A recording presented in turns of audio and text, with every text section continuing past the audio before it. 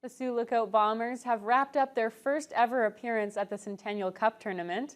The team battled hard in their 4 round-robin games, but couldn't quite secure a victory. Their final game against the Melfort Mustangs began with an amazing save by the Bombers' star goalie. Joey Sadowski has the highlights. Oakville. As the Mustangs cut in, here's a shot, a tip, loose puck, rebound. How did that stay out? Jack Osmond with a spectacular stick save, absolutely robbing the Melfort forward. And just like that, we are still scoreless with a beauty from Osmond.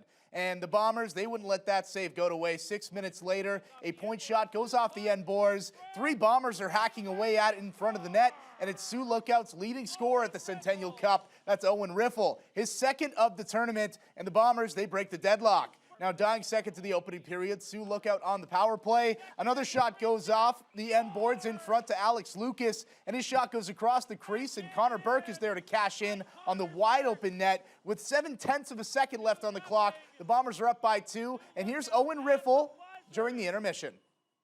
What a period for you guys. Take me through the goal. Yeah, it was a great period. We came out hot. It might be our last game, so we want to get everything we got with this group. And on the goal, it's kind of just a scramble in front, and I was able to put it home. Your goaltender, Jack Osmond, had a whale of a period, 15 saves, including an incredible stop with his stick. How huge has he been, not only in this game, but for you guys all year? He's huge. Like I said earlier, he's a big reason why we won, and he's made some crazy saves this game. I don't know if I've ever seen a goalie make those, so props to him. You mentioned it could be the last game for you guys all together. It's been a wonderful season. You won your league title. How hard is it now to, how important is it for you guys to try to go out on a high note? Yeah, we want to end as high as we finished our league, right? We won, and we want to come here and try to get a win, so that'd be huge, and finish with this group, great group of guys, so yeah. Now more than halfway through the second period, we're now tied at 2 until Alex Lucas, he was left all alone in front, and he snipes it low blocker side. His second goal of the Centennial Cup and his second point of the game. The Bombers, they retake their 1-goal lead. But a late goal in the second and an early one in the third from Melfort, and that was the deciding factor. The Bombers, they put up a heck of a fight in the final game of the tournament. Despite holding on to multiple leads, the Mustangs, they take the 5-3 win. Now, while the Bombers, they went winless, they still scored 10 goals in 4 games, and each one of those games were close. All in all, a fantastic season for a team that's only existed for 2 years. A spay-neuter clinic was held in Webequie earlier this month for the first time since 2016. It was part of an animal services pilot project launched this year by Matawa. Lee Noonan has more. Matawa brought Dr. Patricia Lecton, a veterinarian from Southern Ontario, up to Webequie First Nation as part of their animal services pilot project. It's been 6 years since any veterinary services have been provided in the community, and Councillor Harry Wabas says it was much needed to control the dog population. Over the course of 4 days, they saw most of the community's pets.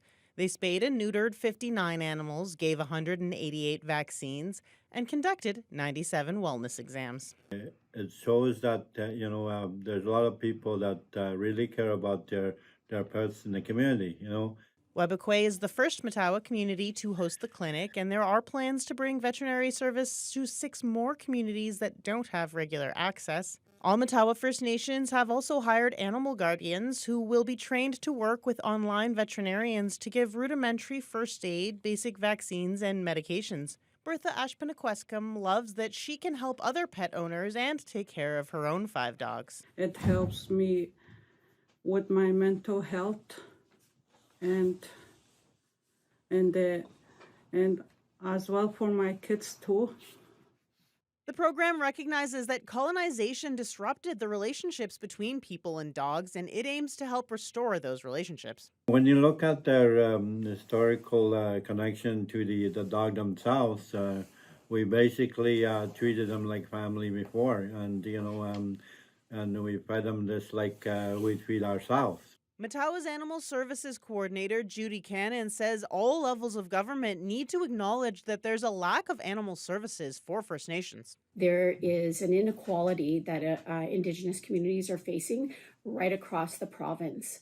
We really need to bridge that gap with veterinarian care and support, and also programs on how to keep animals and people safe and healthy in the One Health model, where animals are healthy, peoples are healthy, environment is healthy, and recognizing that relationship is critical. Cannon is advocating with the government to improve First Nation access to animal services and wants to see Indigenous people included in Bill 171, the Veterinarian Professionals Act, which is currently before Parliament.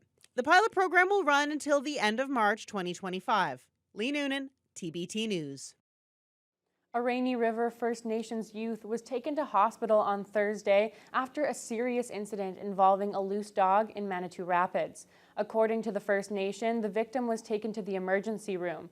They're now urging dog owners to comply with safety guidelines, which require all dogs to be tied up or kept within fenced areas, effective immediately. The First Nation is also reminding dog owners they are legally responsible for any harm caused by their dogs. And that's all for this edition of Northwest News Week. We'll be back again next week with more of the top stories from across the region.